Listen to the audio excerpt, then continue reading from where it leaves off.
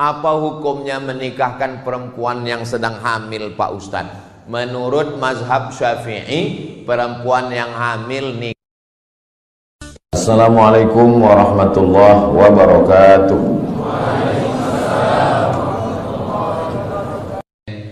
Enggak satu dua jamaah nanya, gimana hukumnya menikahkan, maaf, beribu maaf, 10 jari saya angkat 11 dengan kepala kepada Habib, kepada Kiai, mohon maaf, gak sopan, gak layak, tapi ini kenyataan. Apa hukumnya menikahkan perempuan yang sedang hamil, Pak Ustadz? Menurut mazhab Syafi'i, perempuan yang hamil nikahnya sah. Makanya Pak Kua gak pernah nanya berapa bulan ya, gak pernah. Maka dinikahkannya saja. Karena kita pakai kompilasi hukum Islam Indonesia.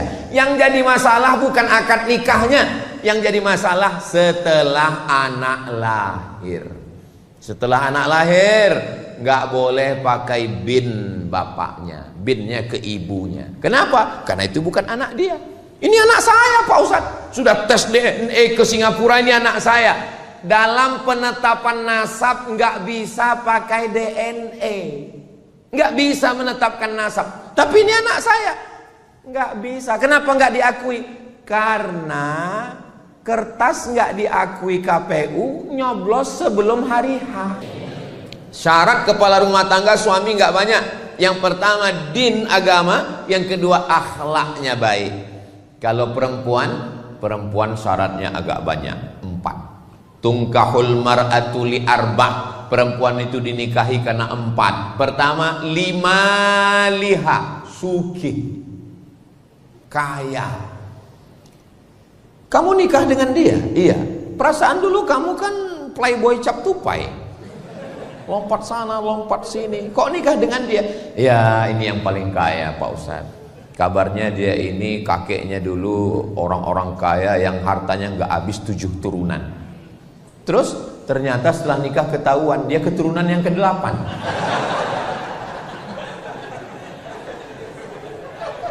Yang pertama dilihat 5 liha karena hartanya. Yang kedua lihasabiha karena keturunannya. Kamu kenapa nikah dengan dia? Dia darah biru, Pak Ustadz. Jangan nikah dengan darah biru. Kenapa? Di rumah sakit donornya mahal. PMI Palang Merah Indonesia belum menyediakan darah biru. Bangsawan, bangsa yang hidup di awan. Saya merasa disediakan pentas, karpet, kursi. Sayalah bersama Ustadz dan Habib tempat yang paling tinggi. Ternyata ada yang lebih tinggi. Hai guys. Hah? Kenapa dinikahi perempuan? Karena hartanya. Yang kedua, karena bangsawannya. Ketiga, li jamal. Jamal, kalau bahasa kita, beautiful. Jangan nikah dengan black sweet. Hilang sweetnya, tinggal blacknya. Li jamaliha. Kenapa kamu menikah dengan dia? Tinggi semampai, putih bening, mata biru, rambutnya susah untuk diungkapkan dengan kata-kata. Wow, amazing. Tapi kalau kamu pilih karena 3, harta akan binasa, nasab akan hilang. Berapa banyak orang dikeluarkan dari bangsawan karena melanggar pantangan. Rupa akan berubah. Yang tidak berubah itu apa? Hubungan aku ke kamu. Hubungan kita tetap sama dalam la ilaha illallah Muhammadur Rasulullah wa la tamutunna illa wa antum muslimun. Maka kata Nabi, tungkahul mar'atu li arba'. Biasanya perempuan itu dinikahi karena 4. Tapi vonis akhirnya fazfar bidzatid din. Lihatlah bagaimana dia menjalankan agama. Karena itulah yang tidak akan lapuk karena hujan, tidak akan lekang karena panas.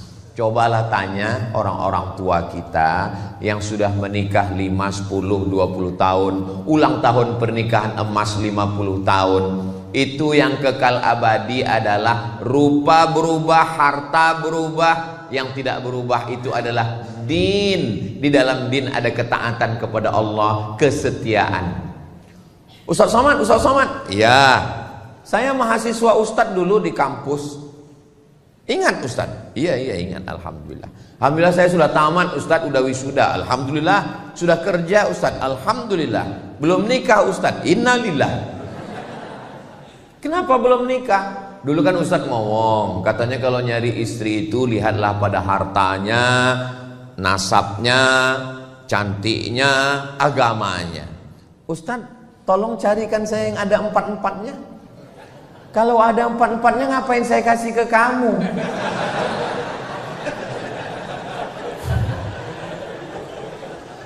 Man talaba akhan bila aibin baqiya bila akhin. Siapa yang nyari teman gak ada cacatnya, seumur hidup gak akan berteman. Siapa yang nyari istri sempurna, maka seumur hidup akan menjadi jombloan sejati. Menikah itu bukan mencari kesempurnaan, tapi menutupi segala kekurangan. Sebelum nikah memang yang dilihat lebih tinggi, lebih ganteng, lebih cantik, lebih kaya. Tapi setelah menikah yang dilihat nampak adalah kekurangan-kekurangan. Maka muncullah ungkapan laki-laki, hijau rumput di rumah lebih hijau rumput sintetis. Karena sekarang semuanya serba plastik. Maka perempuan melihat laki-laki dua. Tapi perempuan kan tidak menerima pinangan, walinya, bapaknya, kakeknya. Kalau kita punya teman, punya sahabat nggak nikah, jangan digojlokin, jangan diejek, jangan diolok-olok, jangan diprank. Saya kalau ada teman yang belum nikah, pas lagi ngobrol-ngobrol, bro, nikahnya kapan? Dunia udah mau kiamat. Kalau ada yang teman belum nikah, nikahnya kapan? Ini kan udah mau dekat bulan Ramadan. Masa bangun sahurnya pakai mercon? Saya termasuk orang yang menjaga perasaan orang lain. Cuman kadang orang aja nggak pernah menjaga perasaan saya. Kalau teman belum punya motor, jangan cerita motor. Kalau teman belum punya rumah, jangan cerita rumah. Kalau teman belum punya istri, jangan cerita nikah. Kalau dia belum punya anak, jangan cerita anak. Maka kalau kita mau nolong dia, jangan di depan orang ramai, itu mempermalukan dia. 4 mata. Teman, kawan, sahabat, kakak kelas. Saya biasanya kalau ada yang nggak nikah, saya ajak 4 mata. Pertanyaan saya pertama adalah, ada nggak orang cantik yang kamu lihat? Kalau dia bilang ada, berarti masih sehat. Tapi kalau dia bilang nggak ada, bahaya, waspadalah. Mohon maaf ya bro, kamu pernah nggak ngelihat orang cantik? Pernah, kata dia. Di mana? Di kampus. Orangnya masih ada. Ada. Kira-kira kamu mau nikah dengan dia? Mau buangan. Terus kenapa? Aku nggak berani ngadap dia. Oke, besok pagi kita akan datang ke rumah orang tuanya. Dulu saya mau, kira-kira ya 10 tahun yang lalu. Kalau sekarang saya udah nggak mau lagi membawakan. Saya khawatirnya kalau saya yang bawa, saya yang diterima.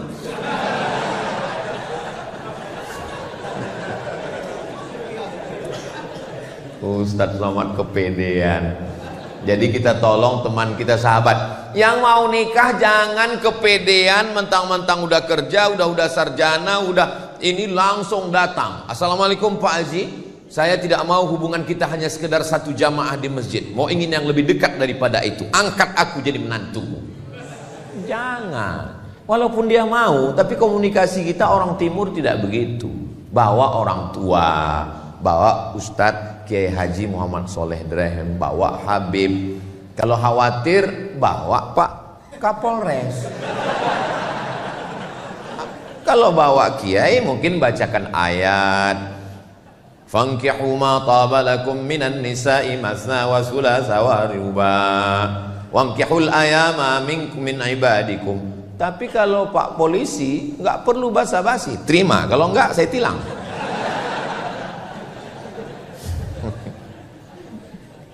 Jangan nodai hubungan yang suci. Jangan rusak fitrah yang sudah diberikan Allah Subhanahu wa taala. Jaga. Bapak yang punya anak laki-laki, ibu yang punya anak perempuan, jangan biarkan angka aborsi kita 1,5 juta. Nauzubillah, nauzubillah, nauzubillah. Berarti setiap detik ada. Ditambah lagi grup-grup sekarang. Saya mau menceritakannya pun malu. Yang terakhir di Bredel, grup sedarah. Nauzubillah, nauzubillah, nauzubillah. Mudah-mudahan Allah menyelamatkan negeri ini. Wa ma kana Allahu liyu'adzibahum wa anta fihim. Allah tidak akan menurunkan azab selama Nabi Muhammad SAW masih ada bersama kamu. Wa ma kana Allahu mu'adzibahum wa hum yastaghfirun. Allah tidak akan menurunkan azab selama masih ada yang beristighfar. Kalau dilihatlah merajalelanya zina, sudah lama azab itu turun. Gunung meletus, tsunami naik ke darat. Kenapa negeri ini masih aman? Masih ada orang-orang tulus ikhlas yang bangun tengah malam beristighfar. Astaghfirullah Rabbal baraya, astaghfirullah minal khataya. Tulus ikhlas karena Allah Subhanahu wa ta'ala. Lalu kemudian jangan kita rusak negeri ini. Insya Allah Jawa Timur, Surabaya, Indonesia tetap dijaga dalam lindungan Allah. Baldatun thayyibatun wa rabbun. Kalau zina dan riba sudah merajalela, itu tanda mereka mengundang azab Allah Subhanahu wa ta'ala. La ta'murunna bil ma'ruf, ajak orang buat baik. Wa la tanhaunna 'anil munkar, larang dari perbuatan munkar. Kalau kamu tidak melakukan itu, la yushikanna ayyab'afallahu 'alaikum 'iqaban, dikhawatirkan akan diturunkan Allah azab.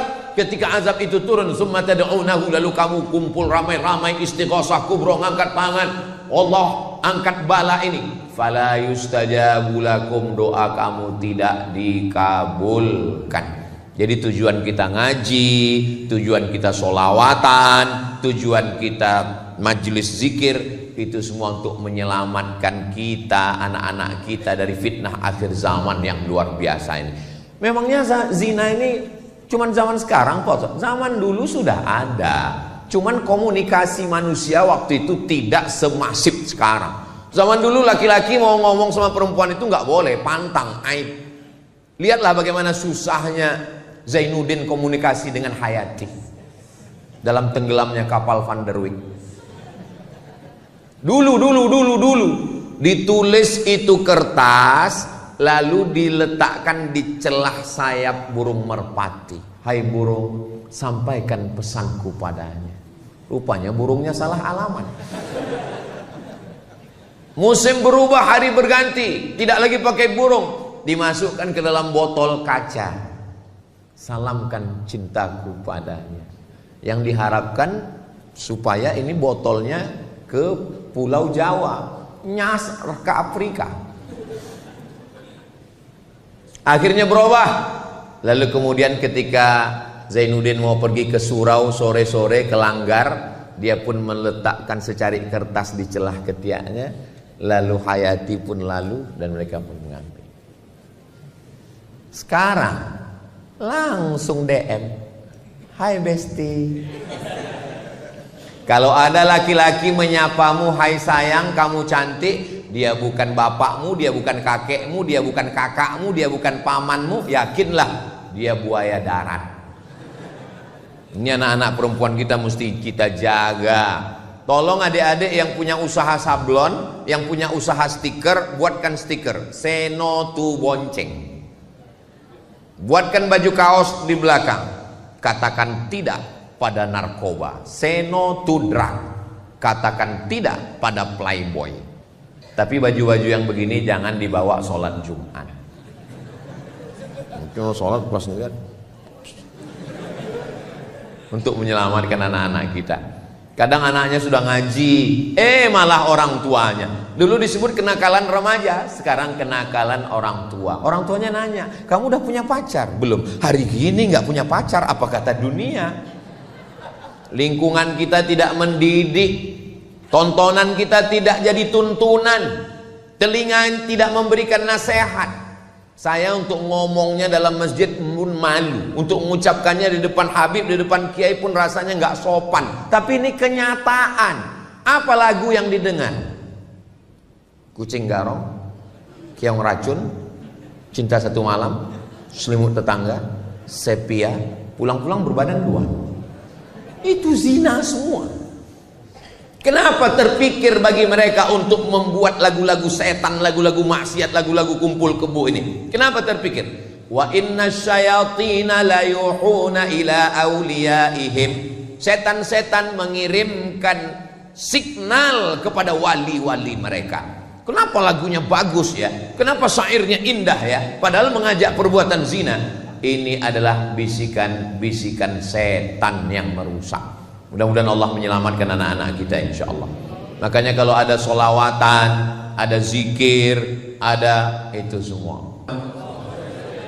Guru kita semua, Fadhil Ustadz Luqmanul Hakim dari Pontianak. Beliau ini mengasuh 700.000 santri yang dapat beras setiap bulan dari gerakan infak beras yang dikutip ke rumah-rumah melalui program penggeraknya namanya Paskas, Pasukan Amal Soleh. Jadi yang belum ada jodoh segera merapat ke Ustadz Luqman, karena santrinya 700.000 orang. Bayangkan, Ustadz Somad katanya nggak boleh nikah sekampung. Ya nggak boleh, terlalu banyak. Apalagi satu pondok. Saudara yang dimuliakan Allah Subhanahu wa taala, Ustadz Luqman sekolah agama, tamat dari Gontor, melanjutkan pendidikan ke IIU International Islamic University, menikah, punya anak. Saya tamat pondok, melanjutkan sekolah agama. Banyak orang takut anaknya sekolah agama. Banyak mertua takut menerima calon mantu kalau anaknya sekolah agama. Kamu mau minang anak saya? Iya. Titelnya apa? SH, welcome. Kamu titelnya apa? SE, melebu. Kamu titelnya apa? LC, stop. Lagi cemas. Ustadz Somad pulang dari Mesir bawa titel LC, pulang dari Maroko MA, LC MA, lagi cemas mencari anak gadis. Apa yang terjadi? Makanya kalau ada orang tua, calon mertua yang nggak mau nerima karena anaknya taat beragama, karena dia sekolah pesantren, karena dia dai, maka tolong bawa dia ke rumah sakit, periksa, scan, jangan-jangan lambung dengan otaknya berdekatan. Sengaja Allah ciptakan jauh jaraknya. Otak letaknya di atas, lambung letaknya di bawah, supaya kita jangan hanya mikir lambung. Makhluk yang otaknya dekat dengan lambung, udang. Maka disebut dengan, enggak ada saya ngomong begitu. Saudara yang dimuliakan Allah Subhanahu wa taala, iyakunu fuqara, kalau calon mantumu itu susah, yunihimullah, Allah yang akan mengkayakan dia. Susahkah bagi Allah? Innama amruhu idza arada syai'an ayyaqula lahu kun. Pepatah orang kampung saya, banyak orang sekarang nggak mau anaknya dikasih makan di piring, malah lebih mau makan di daun. Dipinang bagus-bagus nggak mau, didatangi baik-baik nggak mau. Laki-laki bisa jadi jahat. Orang jahat itu siapa? Orang yang baik tapi selalu teraniaya. Itu kata Joker. Tanam pinang rapat-rapat agar puyuh tak dapat lari. Sudah kupinang gak dapat-dapat, kurayu-rayu kubawa lari. Akhirnya terjadilah apa yang terjadi. Kalau sudah terjadi, terpaksa orang tua menikahkan. Apa namanya? Nasi sudah jadi tai ayam. MBA, married by accident, masalah sudah merajalela, bapak ibu masih cerita bubur ayam lagi.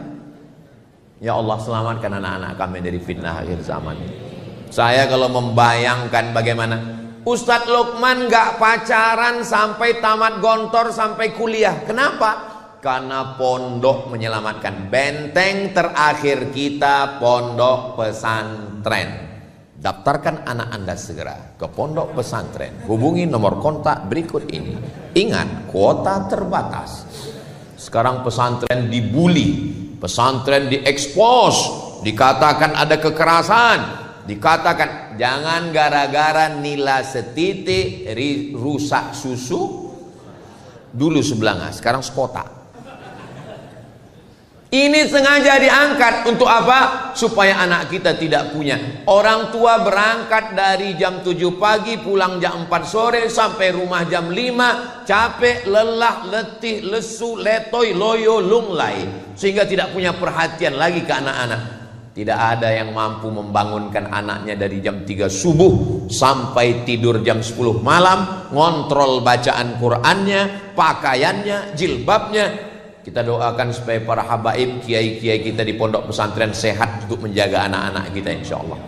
Anak saya, ponakan saya wajib mondok. Anak Ustadz Lukman mondok, kirim ke Al-Azhar Kairo Mesir. Anak saya, ponakan saya mondok. Yang nggak mau mondok, saya pecat jadi anak. Kenapa?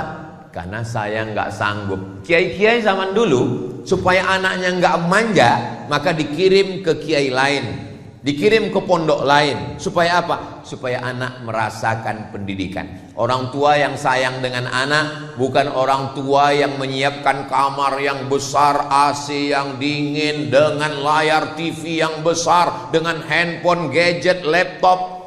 Ustaz Somad, tolong datang ke rumah saya besok bisa? Acaranya apa Pak? Walimah? Enggak.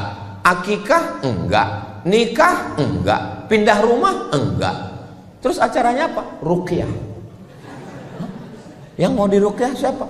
Anak saya di kamar Pak Ustadz, nggak mandi, nggak makan, nggak sholat, nggak sekolah. Ngapain dia di kamar? Nembak musuh yang nggak mati-mati.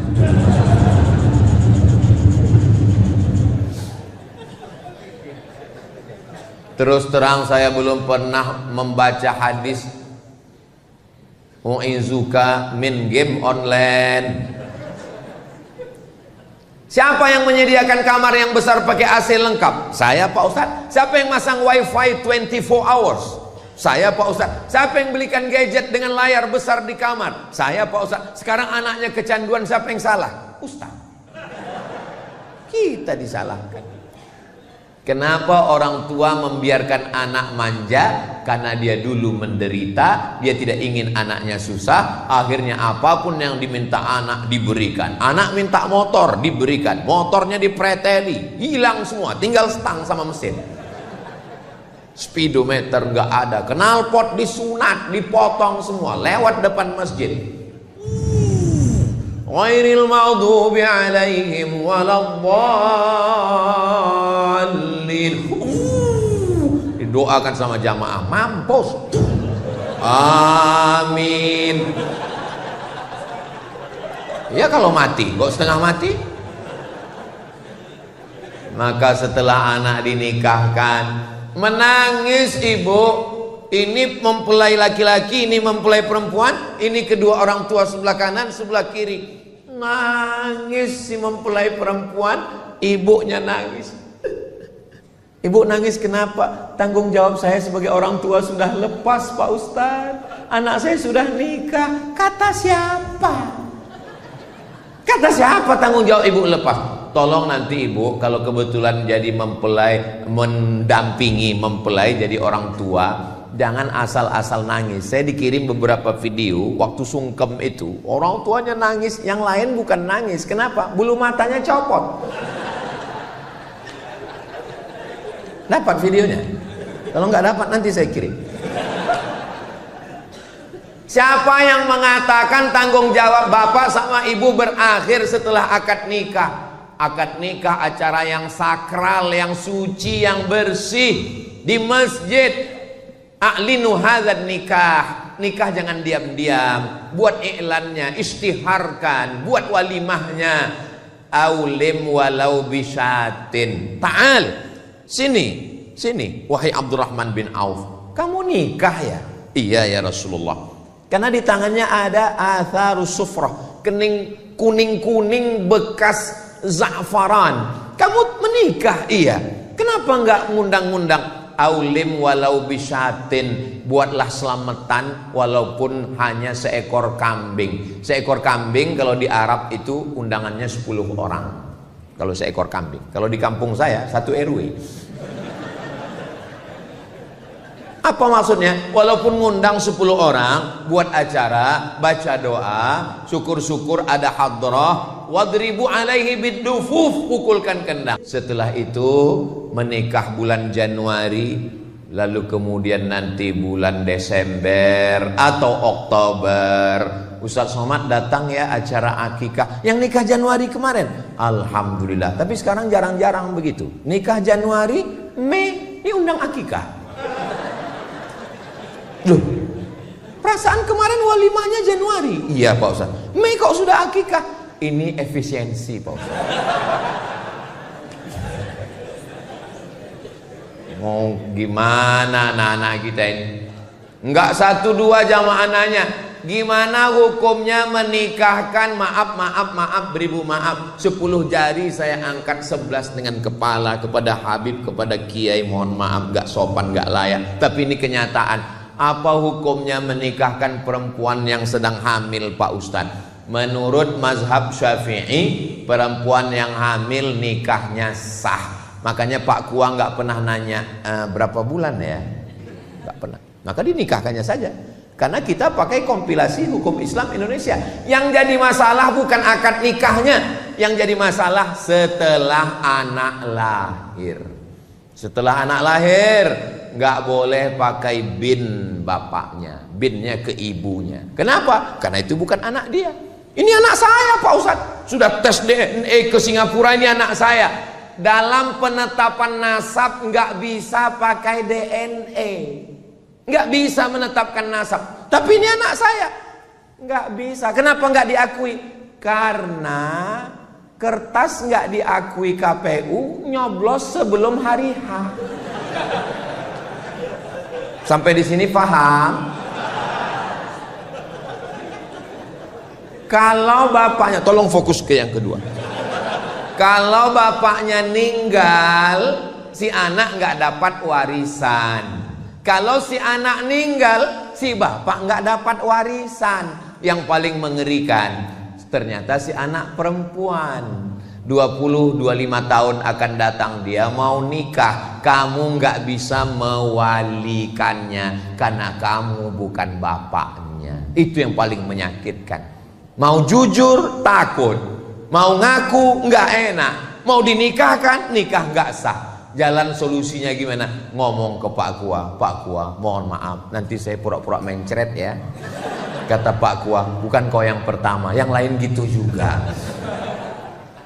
Akhirnya Pak Kua yang menikahkan. Zawwajtuki, aku nikahkan engkau, bima wakkalani fulan, karena si fulan. Nggak ada yang mewakilkan, karena fasultanu waliyun man la waliyalaha. Sultan, wali hakim Pak Kua adalah menjadi wali bagi perempuan yang nggak punya wali.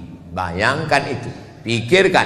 Makanya zina ini efeknya multi efek, sistemik, efek domino. Batu domino kalau disusun senggol satu, runtuh semuanya, hancur semuanya. Laki-laki calon suaminya bisa curiga, kenapa enggak bapakmu enggak mewalikanmu? Ujung-ujungnya dia lihat, kenapa hidung kalian beda? Nauzubillah. Yang lalu-lalu apa boleh buat, mudah-mudahan Allah mengampunkan. Yang akan datang kita perbaiki bersama, kita selamatkan anak-anak kita ini insya Allah, selamat dari perbuatan. Lalu kemudian setelah anak lahir, ketika anak lahir, bisikan pertama di telinga sebelah kanan.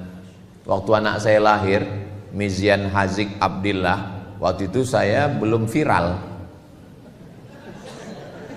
Saya datang ke rumah sakit, datang perawat bidannya nanya, mau ngapain mas? Katanya.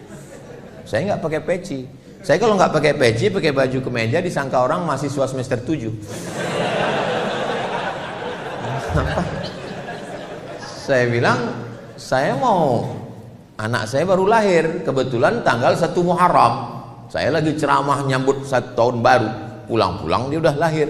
Maka tolong nanti bayinya dipegang begini, kepalanya di sebelah kiri, azannya di telinga kanan. Bisa azan kan katanya.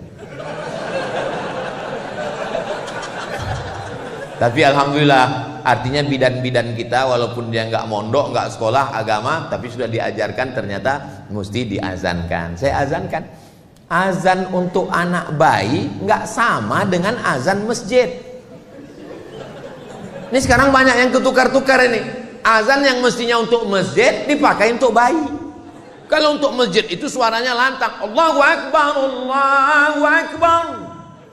Kalau untuk bayi, Allahu Akbar, Allahu Akbar. Ini sekarang banyak yang untuk bayi dipakai ke masjid. Makanya orang nggak ke masjid. Pas ditanya, sampean orang lu ngonang masjid? Iku untuk bayi. Bisikan ke anak kita adalah asyhadu an la ilaha illallah. Masuk ke telinga, ditangkap oleh otak sampai ke tangkai jantung, masuk ke mata, masuk ke telinga, masuk ke tangan, masuk ke kaki, masuk ke sumsum, masuk ke otak. Kalimatu haqqin 'alaiha nahya wa 'alaiha namutu wa biha nub'atsu. Makanya ketika dia naik pesawat, ketika pesawat itu mulai goncang, yang keluar dari mulutnya adalah Allahu Akbar. Ketika black box, kotak hitam, pesawat meledak, kotak hitam ditemukan, diputar lagi. Apa teriakan mereka ketika dalam pesawat? Satu kalimat serentak, Allahu Akbar. Mudah-mudahan kita pun ketika mati itulah kalimat terakhir, insyaallah. Jangan sampai waktu kita mau sakaratul maut, pas didekatkan telinga teman tanya, bukan la ilaha illallah yang keluar, udah ngopi belum? Saudaraku yang dimuliakan Allah Subhanahu wa taala, nampaknya simpel sederhana, tapi itu ajaran Islam. Setelah anak lahir diambil kurma, lalu dikunyah airnya, dimasukkan ke mulut bayi, namanya tahnik. Ingat baik-baik, pakai hak, tahnik. Ini banyak nih yang belum ngaji, baru-baru hijrah. Ustaz Somad tolong anak saya di teknik. Tahnik. Emang teknik sipil? Tahnik. Datang Asma membawa anaknya Abdullah ibnu Zubair ibnu Al-Awwam, anak pertama yang lahir setelah hijrah di Madinah. Nabi mengunyahkan kurma. Dan anak-anak kita biasanya kalau ditanya, kenapa dikasih kurma? Kenapa dikasih cairan kurma? Jangan nanya-nanya, itu sunnah Nabi. Jangan nanya Bani Israel. Banyak tanya Yahudi. Diteliti oleh Ain Shams University Kairo. Ternyata tempat yang paling nyaman, adem, ayem, tentrem adalah rahim. Bayi ketika berada di dalam rahim, walaupun di Afrika Utara itu cuacanya cuma dua, panas dan panas sekali, tapi bayi tetap tenang. Walaupun ibunya mengandung di kutub selatan, nggak ada bayi yang keluar jadi es batu. Tapi begitu dia keluar ke dunia, maka dia menggigil kedinginan. Untuk menghangatkan badannya, apa mau dikasih bandrek? Maka dikasih cairan kurma. Itulah mukjizat Nabi Muhammad sallallahu alaihi wasallam. Siapa yang akan menjelaskan itu? Anak-anak muda kita dari Fakultas Kedokteran, insyaallah. Amin ya rabbal alamin. Lalu setelah itu, kullu mauludin murtahanun bi aqiqatihi. Anak yang lahir ini tergadai. Kalau STNK BPKB kita tergadai, ada uang, kita tebus. Surat tanah kita tergadai, kita tebus. Anak kita yang tergadai ini kita tebus dengan 3. Pertama, tuzbahu anhu yauma sabi'ihi, sembelihkan kambing hari ke-7. Gak bisa hari ke-7, uang belum ada, mertua belum. Hari ke-14. Hari ke-14 belum sanggup Pak Ustadz, gaji 13 belum cair. Hari ke-21. 7, 14, 21. 21 pun belum ada duit Pak Ustadz. Ya udah nggak usah lihat kalender lagi, sebulan, 2 bulan, setahun, 2 tahun. Menurut mazhab Syafi'i, kata Imam Nawawi dalam kitab Majmu' Syarah Muhadzab, boleh mengakikahkan diri setelah dewasa. Jadi Bapak Ibu yang belum akikah, nanti tolong pulang dari sini cari kambing. Tapi jangan undang saya, karena saya dari sini langsung ke airport pulang. Undang semua Bapak TNI, Polri, sama Habib, sama Kiai, adakan acara makan. Cukup makan kambing aja, nggak perlu cukur rambut, nggak perlu diayun pakai tola'al badru alaina. Nah, cara menebusnya 3. Yang pertama, tudbahu anhu yauma sabi'i, sembelihkan kambing hari ke-7. Yang kedua, yuhlaku, cukur rambutnya ditimbang seberat perak. Katanya seberat emas Pak Ustadz, dalam hadis perak. Tapi yang buat emas afdol, baik, nggak salah. Kalau kebetulan anaknya lahir rambutnya tipis. Kalau gondrong, lahir kayak brokoli, ditimbang rambutnya 1 on. 1 on 100 gram, emas lagi mahal. 1 gram 2 juta, 100 gram 200 juta. Ya kalau kaya ya nggak apa-apa. Mudah-mudahan adik-adik nanti bisa pakai emas semua, amin. Dari bunyi aminnya seperti nggak yakin. Wa yusamma, kasih nama yang bagus-bagus, nama yang ada dalam Al-Quran. Di antaranya surat Luqman, Ustadz Luqmanul Hakim. Nama yang baik-baik ini bagus semua. Supaya apa? Supaya ini jangan sampai ditanya, siapa nama kamu?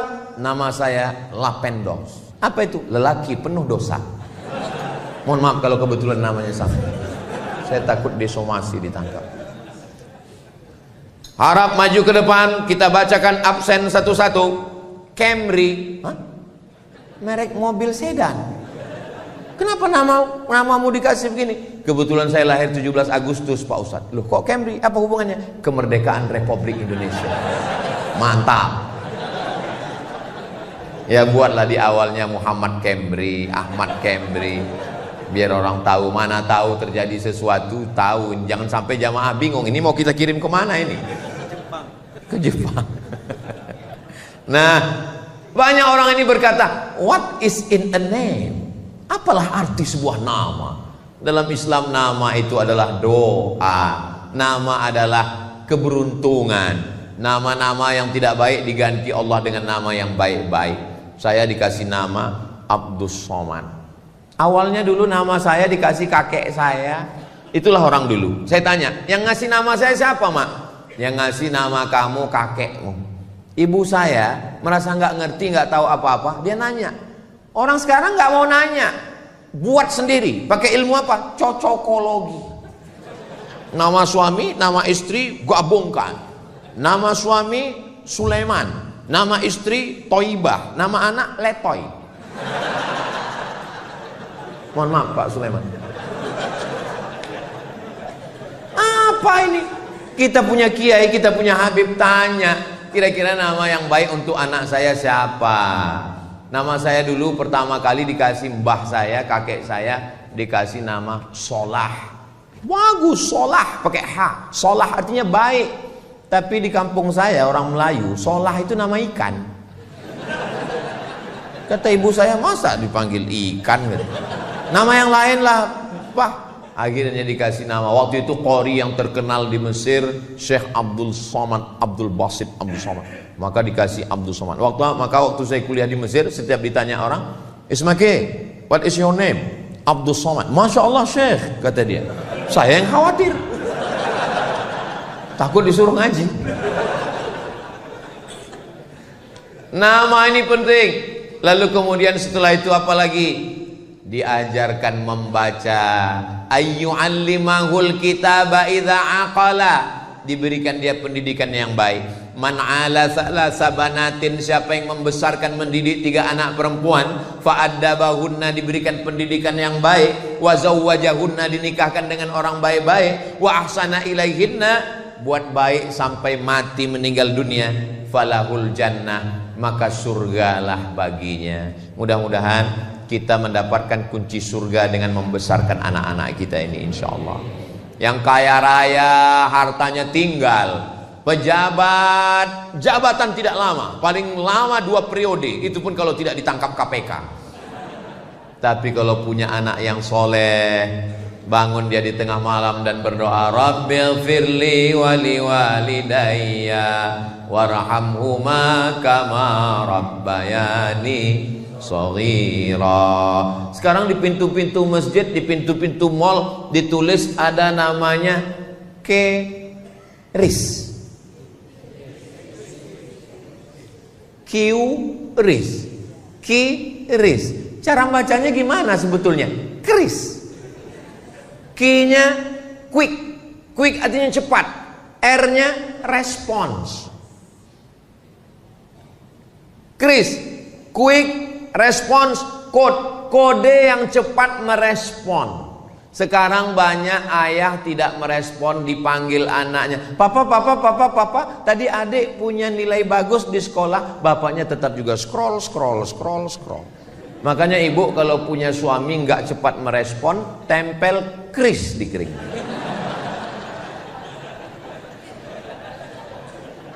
Bapak dari pagi berangkat jam 7 sudah masuk kantor, dagang, bisnis, ke mall, kerja, pulang jam 5 sore.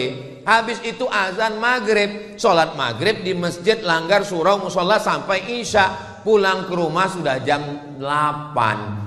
Punya waktu dengan anak tinggal 3 jam, 9, 10, cuman 2 jam, 9, 10. Tolong handphonenya matikan. Quality time. Saya datang setiap provinsi, saya datang setahun cuman sekali, Jumat, Sabtu, Ahad, Senin. Ini tausiah saya yang terakhir. Maksudnya untuk jadwal Jawa Timur. Habis ini saya langsung ke airport. Tapi setelah ini saya akan pulang ke rumah, saya akan menjadi seorang ayah, saya berlaku sebagai seorang suami, sholat subuh saya mengimami santri, habis itu bacakan kitab Jalalain, habis itu nanya santri satu-satu, saya akan bawa anak saya jalan-jalan, saya bawa mereka pergi, saya nyetir sendiri, saya pergi ke pasar belanja ikan sama istri saya. Gimana caranya Ustadz belanja ikan, apa orang nggak tahu? Saya pakai masker, saya pakai kacamata hitam. Ustadz Somad ya? Mirip, saya bilang. Tolong. Ibu kerja di kantor, masuk pagi jam 7 berangkat dari rumah, jam 7.30 sudah apel, sampai makan siang dengan orang lain, masuk kantor lembur sampai sore, pulang ke rumah. Bersama suami orang 10 jam, dengan suami sendiri 2 jam. Apa kata orang Inggris? Witing trisno jalaran suko kulino. Cinta tumbuh karena sering bersama, jalan sama, satu kantor sama, tukar-tukaran nomor, berawal dari curhat, lama-lama nggak layak saya mengucapkannya. Kamu kenapa jalan sama dia? Kamu kenapa akrab dengan dia? Kamu kenapa tukar-tukaran nomor, tukar-tukaran video sama dia? Dia sudah macam abang saya, dia sudah macam kakak saya, dia sudah macam saudara saya. Berawal dari macam, berakhir dengan macam-macam. Waspadalah. Kenapa perempuan perlu perhatian? Karena dia makhluk yang memang minta. Perempuan itu dia mengingat kata-kata yang keluar dari mulut suaminya. Makanya Nabi memanggil ya Aish. Kenapa dia panggil ya Aish? Karena Aisyah suka sekali dengan panggilan itu. Ya Humairah. Perempuan mengingat suara itu terngiang di telinganya. Ya Humairah. Wahai engkau yang kulitnya putih, kalau kena cahaya matahari kemerahan. Ustaz, ya, saya boleh memanggil istri saya ya Humairah? Boleh. Pulang dari sini panggil ya Humairah. Tapi dia nggak putih, ya nggak apa-apa. Idkhalus surur, menyenangkan hatinya, membahagiakan dia. Kalau kamu nggak bisa bahagiakan dia dengan rumah yang besar, nggak bisa bahagiakan dia dengan perhiasan emas, bahagiakan dia dengan kata-kata. Buah hatiku, belayan jiwaku, siang dan malam terbayang-bayang, makan tak kenyang, tidur tak lelap. Saya kalau ngomong gitu ke istri saya, buah hatiku, langsung dilanjutkan, hafal dia. Jangan laki-laki ini kadang terlalu jujur, pulang ke rumah manggil ya Hajar Aswad.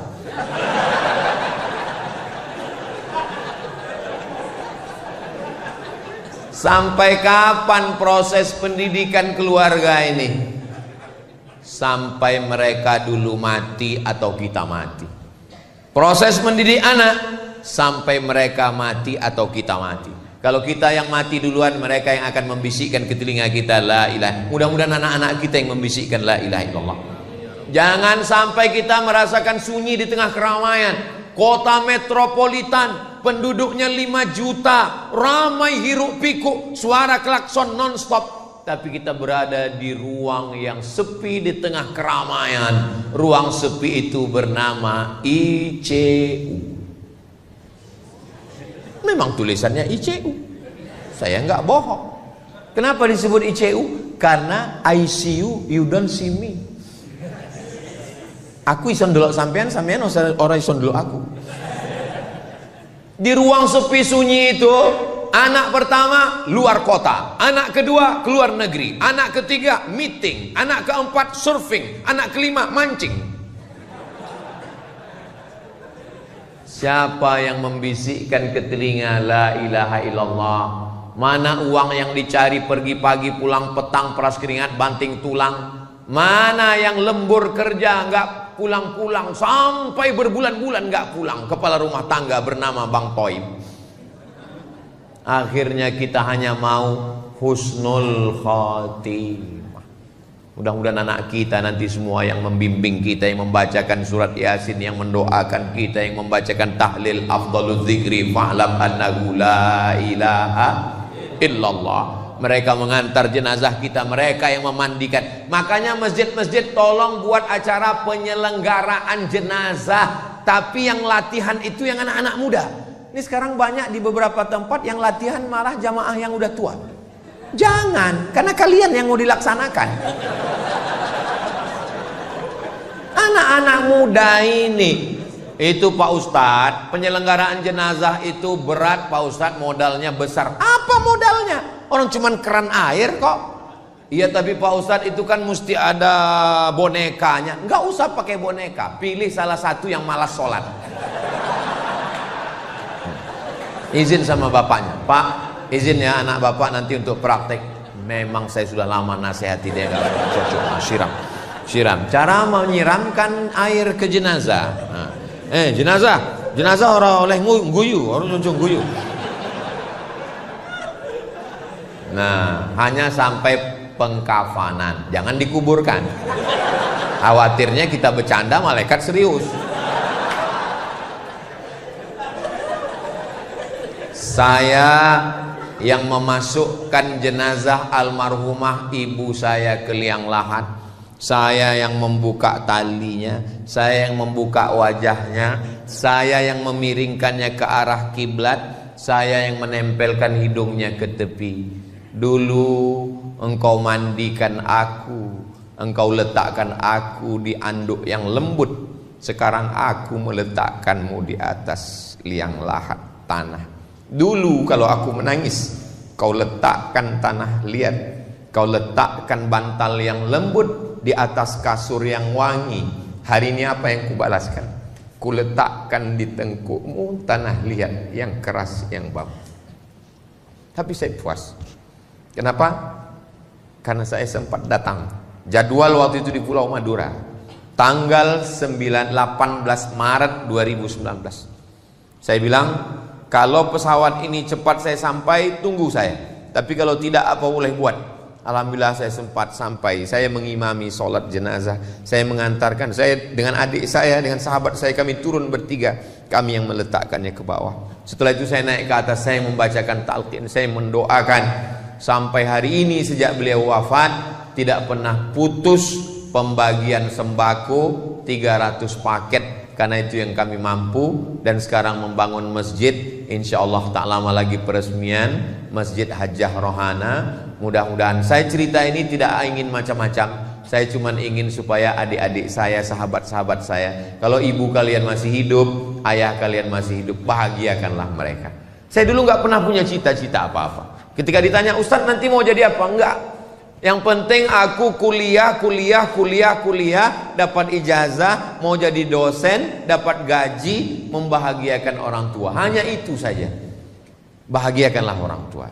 Karena kalau dia udah nggak ada lagi tempat kita bisa bercerita. Dulu kalau saya pulang begini, pulang saya akan cerita, Mak, ini ada sorban dari Jawa Timur, Mak, aku dapat cincin, Mak, aku dapat parfum. Dia akan buka parfum itu, dia cium, oh wangi ya, cincin kau cantik ya, bagus ya.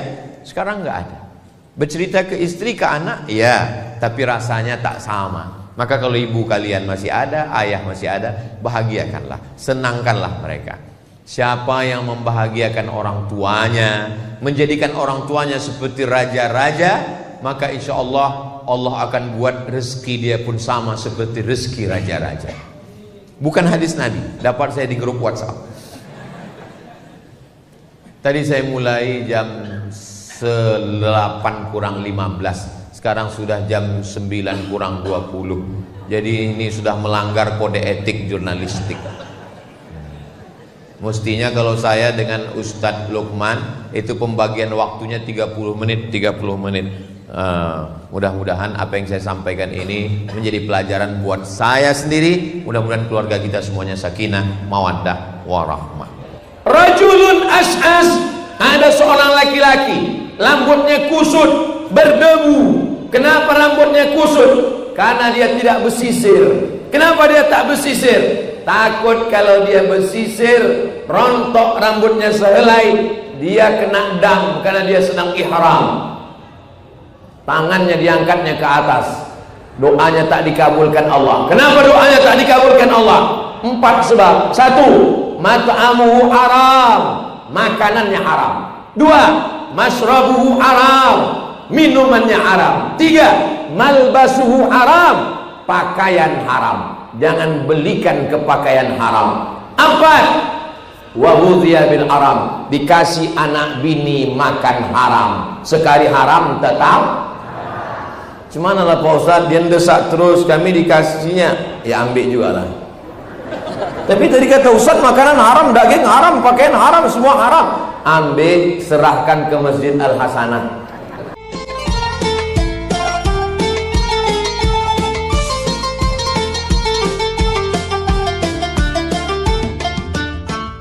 Assalamualaikum warahmatullahi wabarakatuh.